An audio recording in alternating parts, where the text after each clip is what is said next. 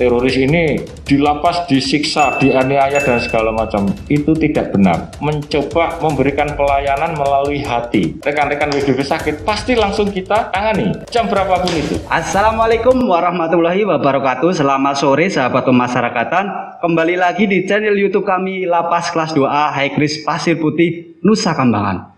Pasti teman-teman kalau dengar Lapas Pasir Putih Nusa Kambangan, Haikris Pasir Putih Nusa Kambangan, Haikris pasti kelihatannya menyeramkan sekali ya teman-teman. Jadi kali ini kita akan mengulas, kita akan ngobrol sedikit bersama Ketua ZI Zona Integritas Lapas Pasir Putih Nusa Kambangan. Di samping saya sudah ada Pak Ketua Zona Integritas Lapas Pasir Putih Nusa Kambangan. Selamat sore Pak. Selamat sore. Gimana kabar Pak? Ini kelihatannya Pak kelihatan ceria sekali kali ini nih, sahabat nih. Alhamdulillah sore hari ini cukup bahagia sekali dan mudah-mudahan sahabat-sahabat masyarakatan yang menonton channel ini selalu diberikan kesehatan, panjang umur, apalagi pandemi, taati prokes. Pasti itu Pak. Jangan lupa teman-teman patuhi protokol kesehatan ya teman-teman ya. Oke, kali ini kita akan membahas sedikit Pak Ketua, ini Pak Ketua ZI. Apa itu sih Pak Lapas Kelas 2 Haikris Pasir Putih Nusa Kambangan? Teman-teman di luar sana, sahabat masyarakatan pasti yang banyak yang belum tahu apa itu sih Haikris Pasir Putih Nusa Kambangan Pak? Ya begini Pak, kita ngobrolnya santai-santai aja. Kemungkinan karena banyak yang nggak tahu, mungkin karena posisinya Lapas Pasir Putih itu di Nusa Kambangan yang sudah terkenal pulau penjara private. Jadi pada intinya hampir sama. Cuma semenjak program revitalisasi pemasyarakatan yang sudah dicanangkan bahwa kategori dari lembaga pemasyarakatan itu dibagi-bagi atau dikelompokkan untuk mempermudahkan proses pembinaan dengan harapan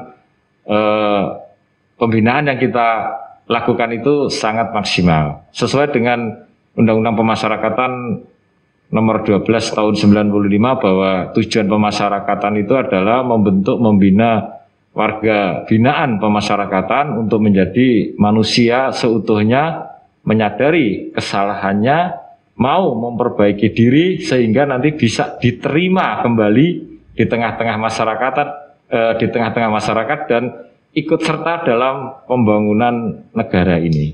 Oke, berarti gitu. Istilah singkatnya itu secara umum sama dengan lapas-lapas lain ya, begitu Pak Ketua? Ya, tapi ada bedanya. Kan di awal tadi revitalisasi pemasyarakatan itu mengelompokkan kategori dari sistem pengamanannya. Yang pertama, yang paling tinggi adalah super maksimum security. Habis itu maksimum security. Setelah itu medium security. Dan yang paling terakhir adalah minimum. Nah, kita kembali ke SMS, super maksimum security. Atau istilahnya seperti tempat kita sering Haikris. Kenapa disebut Haikris? Karena tindak pidananya beresiko tinggi. Makanya kadang-kadang disebut super maksimum security atau Haikris. Salah satunya di Lapas Pasir Putih. Kemudian maksimum itu ada juga yang kategori-kategori di Lapas Nusa Kambangan maksimum. Kemudian medium seperti lapas umum di luar Nusa Kambangan. Itu tipenya tipe medium semuanya. Terus yang terakhir adalah minimum. Minimum ini adalah lapas terbuka. Jadi sebelum warga binaan itu bebas, tempatnya lah di lapas minimum ini untuk dibekali program-program kemandirian. Mereka akan dididik, dibina. Ketika sudah pulang nanti mereka minimal punya modal, keterampilan, sehingga tidak bingung. Ini saya setelah pulang mau ngapain ini? Ya kalau tidak kita bekali, ya ujung-ujungnya paling nanti karena tidak punya keahlian, tidak punya pekerjaan, akhirnya akan kembali ke tindak pidana yang lama. Itu yang tidak kita harapkan. Nah terus kemudian yang dinamakan SMS atau Haikris itu sebetulnya adalah dari sistem saja, sistem pengamanannya yang Haikris super maksimum. Sistem pengamanannya yang begitu ketat. semuanya ada SOP. Terkait dengan kembali ke pembinaan, sama. Jadi di lapas High Kris ini, karena lapas Pasir Putih ini khusus tindak pidana terorisme, kami tetap menjunjung tinggi HAM. Itu tidak boleh. Pasti kita selalu menjunjung tinggi HAM. Kita tidak boleh melanggar HAM. Namun diingat, kita tetap tegas. Tapi HAM, hak-hak dia sebagai manusia selama di lapas Pasir Putih akan kita penuhi. Ini contohnya tentang kita perawatan terkait kesehatan. Akan kita penuhi. Malam jam 12 malam pun jam 1 malam, rekan-rekan WDP sakit, pasti langsung kita tangani di klinik. Karena lapas Pasir Putih punya klinik. Kalau tidak bisa tertangani, akan kita bawa ke rumah sakit. Jam berapapun itu. Itu salah satu bentuk kami. Kami memang sangat meyakini petugas-petugas lapas Pasir Putih ini bahwa kita mencoba memberikan pelayanan melalui hati. Kita sentuh hatinya. Karena kami yakin kita berbicara dengan hati, saya yakin yang mendengar akan hati. Berbeda kalau kita hanya berbicaranya mulut, yang menerima hanya kuping. Ya makanya ini pendekatan dari hati ke hati ini akan kita kedepankan, karena di agama Islam pun menyatakan bahwa perbuatan baik akan dibalas dengan baik. Dan warga binaan Napiter paham akan hal itu. Ya mudah-mudahan apa yang kita lakukan akan berbuah manis untuk kita semuanya.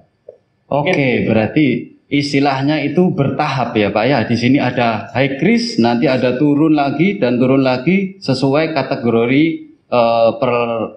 perkembangan dari narapidana tersebut itu ya Pak ya. Betul, betul. Jadi ada aturannya di mana seseorang lapas narapidana teroris itu supaya bisa nanti pindah ke lapas maksimum untuk melaksanakan program pembinaan selanjutnya, itu ada syarat-syaratnya. Salah satunya harus berikrar NKRI. Itu salah satu syarat. Oke. Dan itu adalah program pembinaan yang kami lakukan di lapas Pasir Putih ini, Pak. Oke, siap Pak. Ini ternyata Pak ini sangat memahami High Kris itu seperti apa ini, sahabat pemasyarakatan.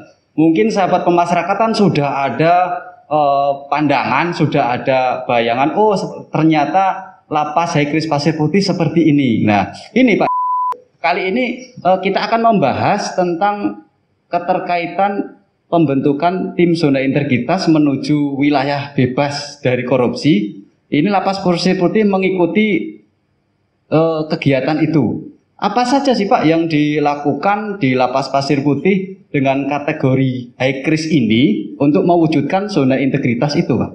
Ya. Baik Pak, jadi menindaklanjuti tadi, dan sebelum saya menjawab pertanyaan ini, memang perlu saya sampaikan, mumpung kesempatan ini saya juga ingin memberikan wawasan kepada sahabat-sahabat pemasyarakatan yang kebetulan nonton channel YouTube Lapas Pasir Putih ini.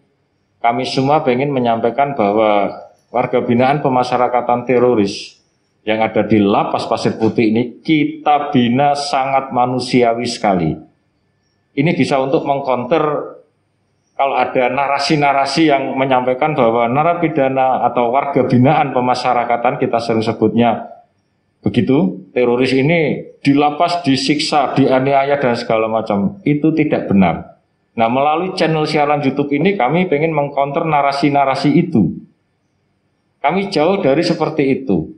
Memang sistem kita super maksimum, itu sistem pengamanannya. Tapi pola pembinaannya tetap berdasarkan kode ataupun koridor-koridor HAM. Kita tidak boleh melanggar HAM dalam melaksanakan hak-hak mereka dalam merawat maupun membina. Kami pastikan tidak ada. Jadi kalau ada narasi-narasi seperti itu narasi yang salah, narasi hoax atau narasi penyesatan. Karena kami tidak pernah melampaui atau melanggar HAM seseorang. Semuanya berjalan on the track, di rel, entah itu hukum, entah itu SOP, dan aturan-aturan internal di Direktorat Jenderal Pemasyarakatan. Kami pastikan, kami selalu memegang teguh itu aturan. Wah, ini cukup jelas dan cukup rinci sekali ya sahabat pemasyarakatan. Jadi ini menjawab semua pertanyaan-pertanyaan sahabat pemasyarakatan yang di luar sana mungkin banyak yang menganggap, wah Pasir Putih High-Risk banyak kekerasan di sana, begitu Pak Yusuf. Biasanya seperti itu. Iya. Biasanya seperti itu. Karena ini Pak Yusuf ada pertanyaan satu lagi ini, bagaimana caranya untuk menghadapi napiter itu di kala zaman-zaman seperti ini Pak Yusuf? Karena ini kan mengingat kondisi COVID yang sangat mewabah ini, bagaimana sih Pak untuk menghadapi dan membina narapidana di masa-masa pandemi ini? Ya, kalau di dalam lapas tentunya kan resiko untuk terkena COVID ya mudah-mudahan kan relatif lebih kecil dibanding dengan masyarakat biasa yang setiap harinya lalu lalang mungkin bekerja ke kantor atau berjualan atau mobilitas yang cukup tinggi lah kalau di luar. Tapi warga binaan ini kan di dalam terus gak kemana-mana. Jadi akan kemungkinan untuk tertular kecil. Cuma kemungkinan kita nanti yang punya potensi menulari mereka karena kita ada yang pulang ke rumah, ke sini, ketemu teman-teman yang lain begitu. Kalau warga binaan potensinya cuma tertular, kalau menulari sih enggak. Ya kita punya mekanisme semua di dalam ketika mau masuk blok itu ada hand sanitizer dan semuanya pakai masker, warga binaan juga kita berikan masker. Insya Allah lah mereka juga setiap harinya kita berikan rekreasi angin-angin yang ada panas mataharinya supaya mereka bisa menggerakkan badannya itu sekali angin-angin dalam 4 hari dalam 1 minggu itu selama 1 jam. Jadi kebugarannya akan terjaga. Kalau mereka sehat, pekerjaan kita juga tidak terlalu banyak. Kita bisa meningkatkan pelayanan lain yang perlu kita tingkatkan. Fokus kita tidak ke yang sakit.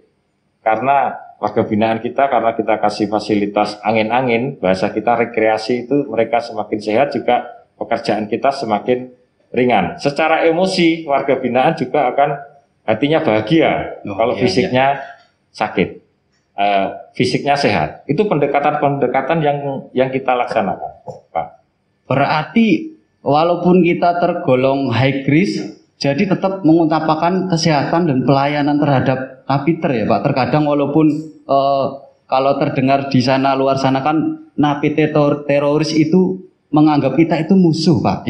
Jadi kita itu menganggapnya, kita dianggap mereka itu musuh. Sedangkan kita harus melayani mereka. Iya, betul. Memang kadang ada, enggak semuanya. Ada sebagian rekan-rekan warga binaan yang mungkin menganggap kita togut atau kafir, bahasanya sering. Ya enggak apa-apa, enggak masalah. Karena kita ini kan membina. Gimana kita mau membina kalau kita jauh dengan yang akan kita bina? Tidak masalah mereka menganggap kita buruk. Tetap mereka adalah saudara kita yang harus kita layani karena tugas pokok fungsi petugas pemasyarakatan salah satunya merawat dan membina. Tidak apa-apa mereka tidak menganggap kita kawan, tapi kita tetap menganggap mereka. Toh kalau mereka sakit mau kemana? Siapa yang akan menolong? Pasti kita, karena nggak ada orang lain lagi di sini selain kita. Ya mudah-mudahan dengan tadi di awal saya ngomong kita memberikan pelayanan dengan hati. Mudah-mudahan bisa menyentuh hatinya, sehingga mungkin pemahaman-pemahaman yang sangat keras itu bisa luntur dengan sendirinya, dengan pelayanan dari hati ke hati ini, Pak. Mungkin itu yang bisa saya sampaikan. Oke, sahabat pemasyarakatan, ternyata di lapas High-Risk Pasir Putih tidak sama dengan pandangan orang-orang yang di luar sana yang mengibaratkan Pasir Putih High-Risk itu terlalu keras. Ternyata tidak. Terjawab di sini pemasyarakatan, sahabat pemasyarakatan. Jadi pandangan asumsi masyarakat di luar sana yang menganggap seperti itu terpatahkan sudah di sini. Kembali lagi ini Pak, kembali lagi ke zona integritas. Apa saja yang dilakukan lapas Pasir Putih Nusa Kambangan ini untuk menuju zona integritas itu Pak? Pastinya terdapat pelayanan yang dilebihkan atau mungkin hal-hal yang menimbulkan kesan masyarakat itu terlihat wah gitu Pak. Iya, jadi begini, kalau menurut kami sasaran utama yang paling krusial dalam pembangunan zona integritas itu adalah merubah pola pikir dulu, pola pikir kita ini petugas-petugas pemasyarakatan ini yang dulu kemungkinan minta dilayani, ini kita rubah. Kita ini melayani, pelayan masyarakat. Kalau di dalam hal ini kita melayani warga binaan dan keluarganya. Nah, setelah itu kita merubah budaya kerja, budaya lama yang kurang produktif, misalkan jam ngaret, suka tidak disiplin yang lain, kita rubah melalui apa istilahnya program pembangunan zona integritas. Itu dulu yang terpenting karena poin-poinnya itu di sana. Merubah perilaku dan budaya kerja itu paling sulit. Kalau perilaku dan budaya kerjanya sudah terbentuk dengan bagus, yang lain-lain akan berjalan. Itu yang pertama. Terus yang kedua, perbaikan sarana prasarana. Sarana prasarananya kita perbaiki juga. Mudah-mudahan kan pelayanan berbasis HAM, hak asasi manusia yang kita bangun ini. Kalau nggak COVID ini kan pengunjung boleh face to face datang ke sini karena ini kunjungan. Jadi kunjungannya lewat video call seperti di lapas-lapas yang lain juga melakukan yang sama karena wabah COVID ini yang tidak memungkinkan untuk ketemu, untuk mencegah penyebaran ini.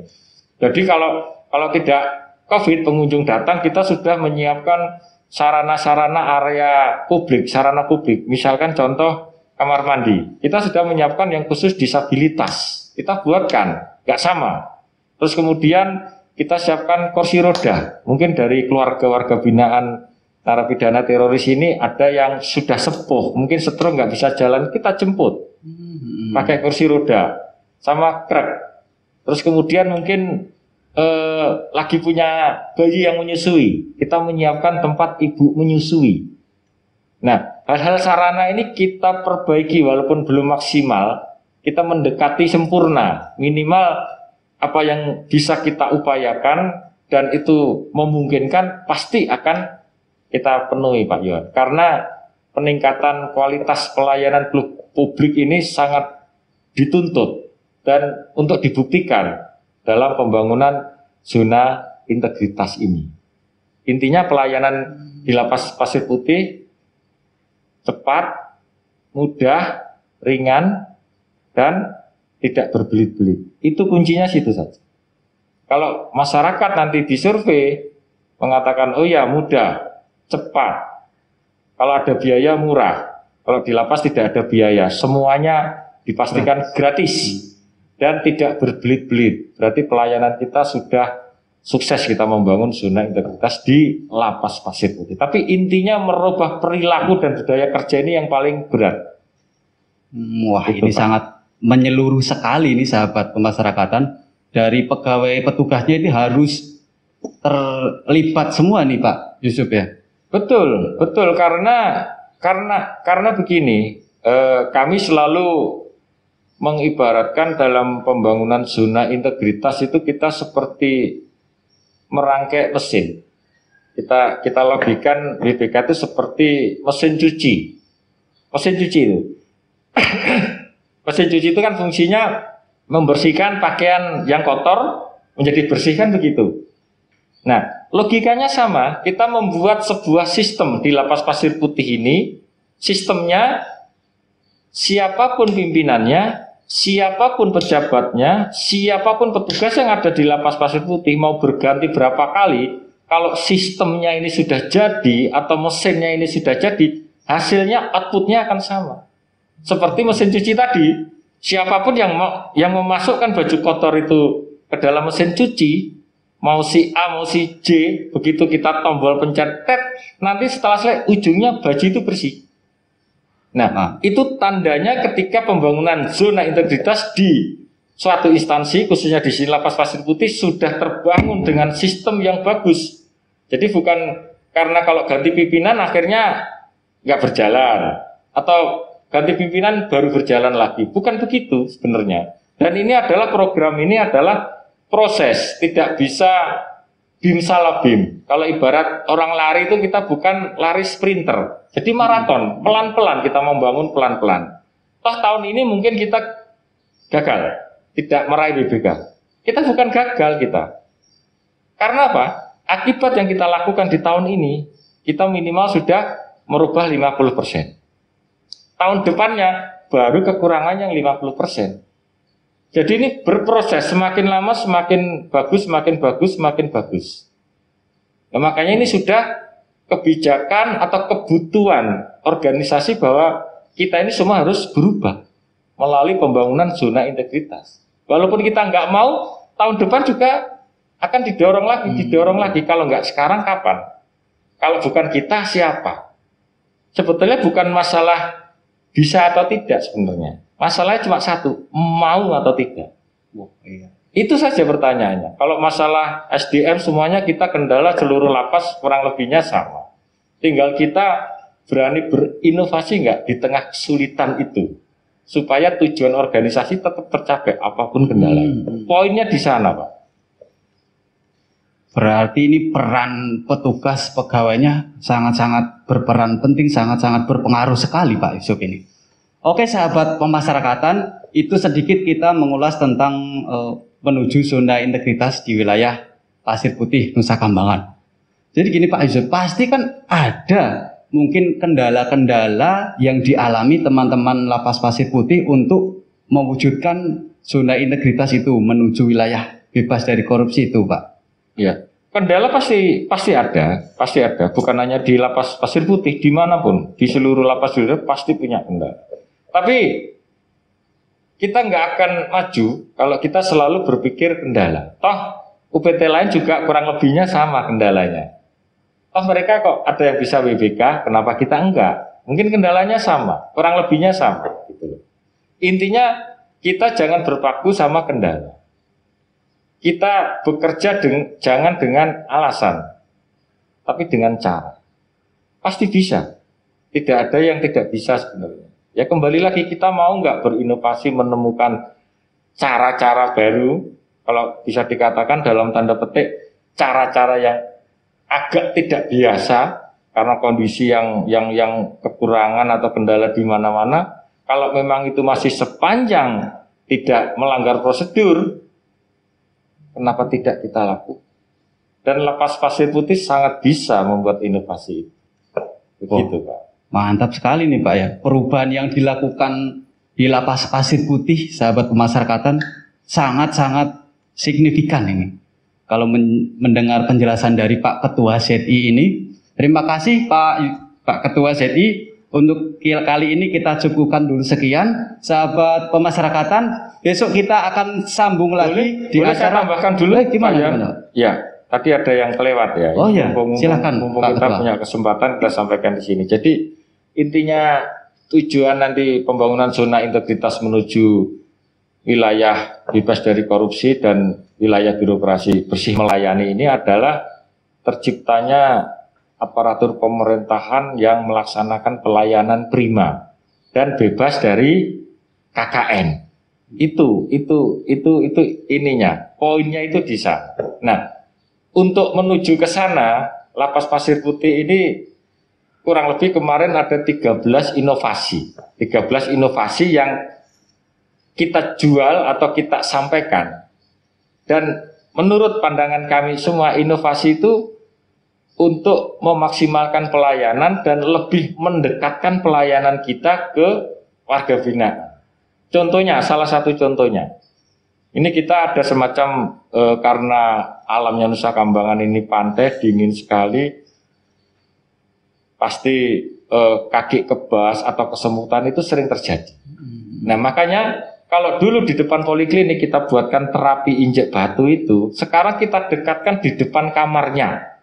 Nah itu salah satu inovasi kita, semakin mendekatkan, tidak usah jauh-jauh ke poliklinik, ketika angin-angin mereka kena sinar matahari dan langsung bisa injak kaki itu, ya kayak terapi kaki dari batu itu, yang nongol-nongol itu. Nanti kakinya injak-injak sambil sekaligus terkena sinar matahari. Terus kemudian ada program kita, program Nadi, pembinaan kepribadian menuju ikrar NKRI. Itu di lapas non high risk tidak ada.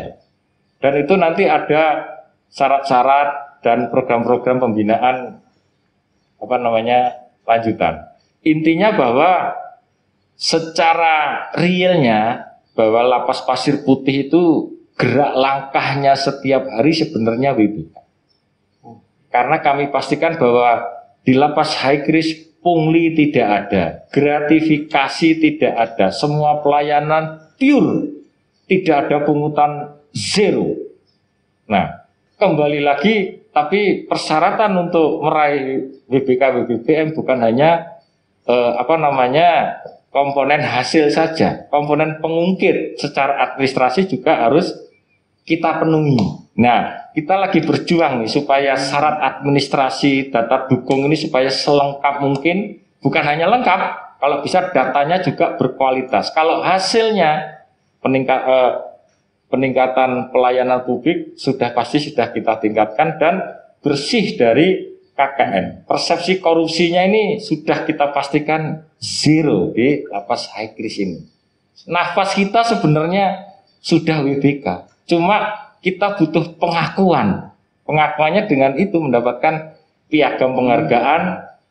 Kalau tahun ini kita menuju wilayah bebas dari korupsi.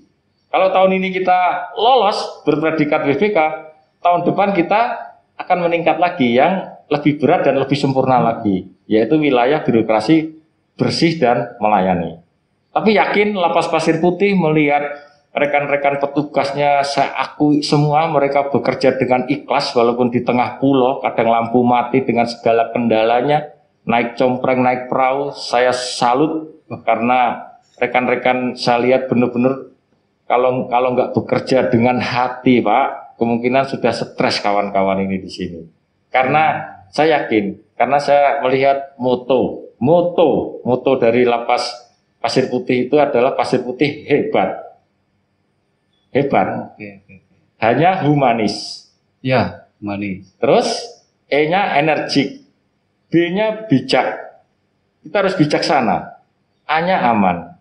T-nya kita tanggap responsif terkait dengan semuanya, terkait dengan petugas maupun terkait dengan warga binaan pemasyarakatan yang kita layani. Kita harus respon cepat pada mereka. Dan itu saya salut sama rekan-rekan, luar biasa semangat.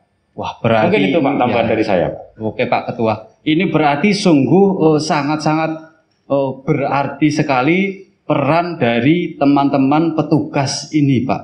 Ya. Oke, sahabat pemasyarakatan, mungkin sedikit banyak yang disampaikan Pak Ketua ZI Lapas Pasir Putih. Lapas Pasir Putih ini terdengar high risk tapi pelayanannya tetap diutamakan. Nah, itulah PR yang sangat besar untuk petugasnya ya Pak Ketua ya. Ya. Oke, sahabat pemasyarakatan, mungkin kita cukupkan itu saja dulu. Terima kasih Pak Yusuf, terima kasih bersedia hadir untuk berbincang-bincang santai kepada teman-teman sahabat pemasyarakatan. Oke, kita cukupkan dulu. Terima kasih sahabat pemasyarakatan. Jangan lupa komen dan like subscribe-nya. Pasir Putih pasti hebat. Jangan lupa selalu taati protokol kesehatan. Wassalamualaikum warahmatullahi wabarakatuh. Tidak bisa tertangani akan kita bawa ke rumah sakit jam berapapun itu, mencoba memberikan pelayanan melalui hati. Warga binaan pemasyarakatan teroris yang ada di Lapas Pasir Putih ini kita bina sangat manusiawi sekali. Teroris ini di lapas disiksa, dianiaya dan segala macam, itu tidak